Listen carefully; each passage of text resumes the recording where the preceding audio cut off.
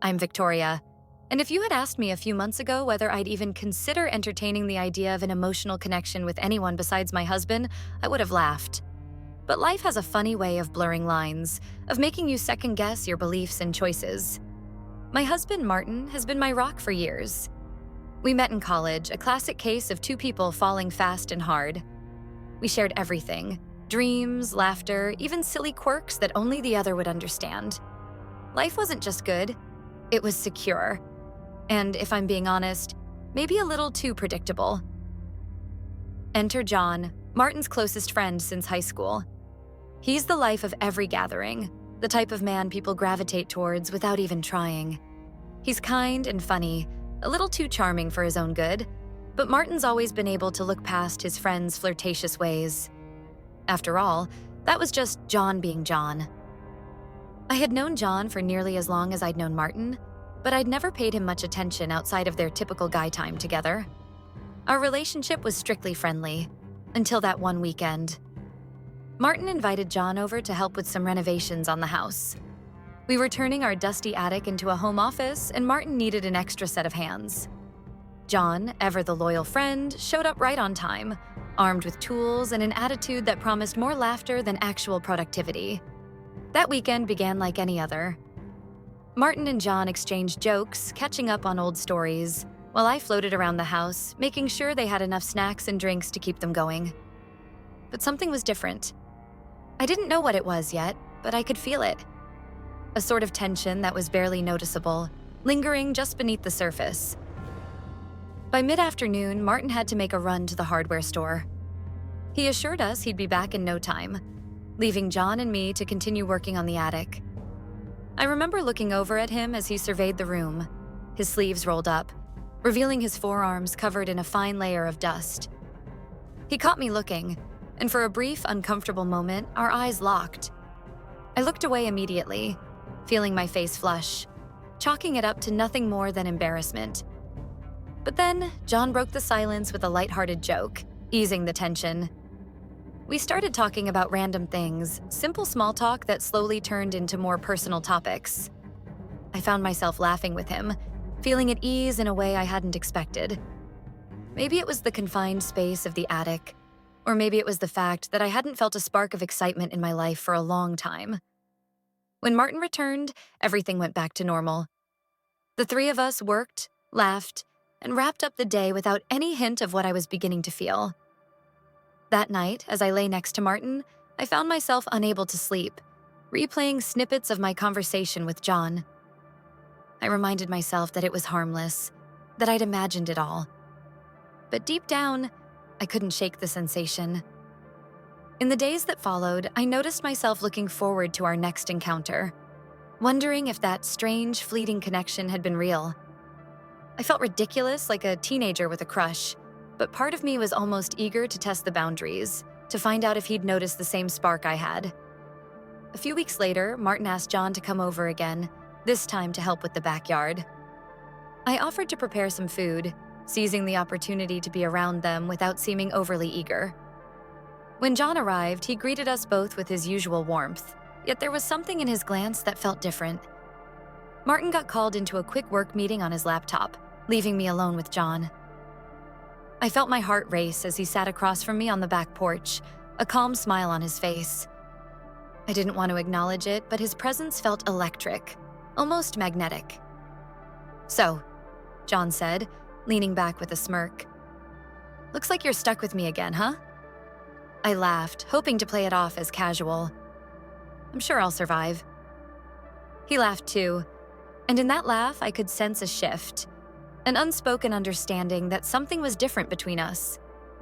For the next hour, we talked more openly than we had before, reminiscing about funny moments with Martin and sharing stories from our own lives. And though nothing inappropriate was said, there was an undeniable closeness between us, a subtlety in his gaze, a softness in his voice. Later, as he stood to leave, he gave me a lingering look that sent a shiver down my spine. I couldn't help but feel that our connection had grown in ways I hadn't anticipated or even wanted to acknowledge. And yet, I felt a thrill, something forbidden, something dangerous. But the most unexpected part of all this was how guilty I felt later that evening. Martin had done nothing wrong. He was kind, attentive, and loving as always. And here I was, feeling a spark with someone who'd been a part of our lives for years. The next morning, I resolved to ignore the feelings that had been brewing. I focused on my routines, filling my day with distractions, hoping it would all fade. But John's presence lingered in my thoughts, no matter how hard I tried to push it away.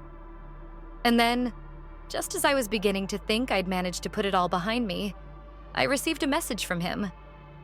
It was a casual, friendly text, but it shattered any resolve I'd had.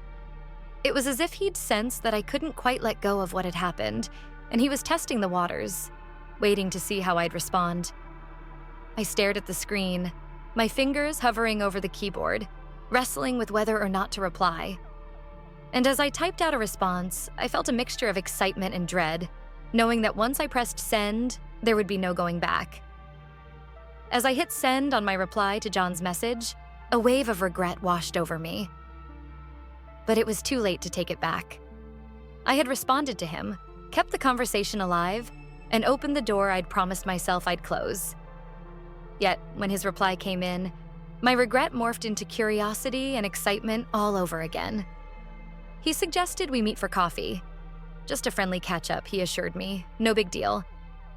I told myself it would be a one-time thing, just a simple coffee with an old friend. After all, Martin had known him even longer than I had. Surely it was harmless. We met at a small, quiet cafe outside of town. I told myself that this was normal, that friends met for coffee all the time. But as we sat across from each other, there was no denying the undercurrent between us. The silent tension that made every word feel heavy with implication. Our conversation was light, yet loaded, as if both of us were tiptoeing around the very thing we didn't dare speak aloud. At one point, he looked at me with an intensity that made my heart race. "I'm glad we could meet," he said softly. "I've enjoyed this more than I expected." I could feel myself getting lost in his gaze, wondering how I'd gotten here. How a simple coffee had turned into something so emotionally charged. But as much as I was drawn to him, I knew that crossing this line would change everything. Not only for me, but for Martin too. And I couldn't bring myself to risk the life we'd built together for a fleeting moment of excitement. So I pulled back. I thanked him for the coffee, and I told him as kindly as I could that this had to be the last time. His expression shifted, surprise mixed with disappointment. But he nodded in understanding. We exchanged a brief, slightly awkward goodbye, and I left, feeling a strange mixture of relief and sadness. But as soon as I got back home, reality hit me hard. I looked around our cozy living room, the family photos on the walls, the small reminders of the life Martin and I had shared for so long. I knew I'd made the right choice by pulling away, yet the guilt was overwhelming. I hadn't done anything technically wrong, but the emotional distance I'd allowed to grow between us felt like a betrayal in itself. Over the next few days, I threw myself into reconnecting with Martin. I planned a weekend getaway for just the two of us, hoping that a change of scenery would rekindle the closeness we'd once had. I wanted to forget what had almost happened with John, to prove to myself that my marriage was where I belonged. And Martin, ever the loving husband, embraced the idea, eager to spend quality time together. Our trip was exactly what we needed. We laughed, reminisced, and fell back into the rhythm of us. But even as we grew closer, I couldn't shake the shadow of what had nearly happened. It was a reminder of how easily lines could blur, how even the most solid relationships could be vulnerable if taken for granted. Then, one evening after we returned, I received a message from John. It was brief and simple, just a check-in to see how things were going. I stared at it, debating whether or not to respond. In the end, I decided to reply, but this time with firm boundaries. I thanked him for being a good friend, for the fun times we'd shared, but made it clear that I was committed to Martin and our marriage.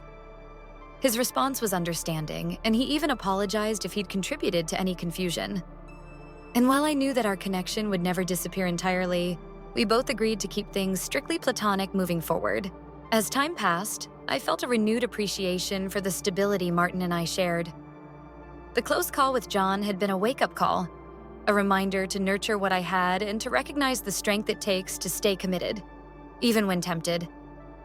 My life with Martin may have lacked the excitement that John had stirred, but it was full of loyalty, love, and trust, which I now valued more than ever. And though I'd never tell Martin about this almost affair, the experience taught me something crucial. Love is a choice, one that we must make every day, even when life tempts us with something seemingly easier, lighter, or more thrilling. In the end, I let go of the fantasy and held on to the reality, knowing that the life I'd built with Martin was worth every moment of struggle and commitment.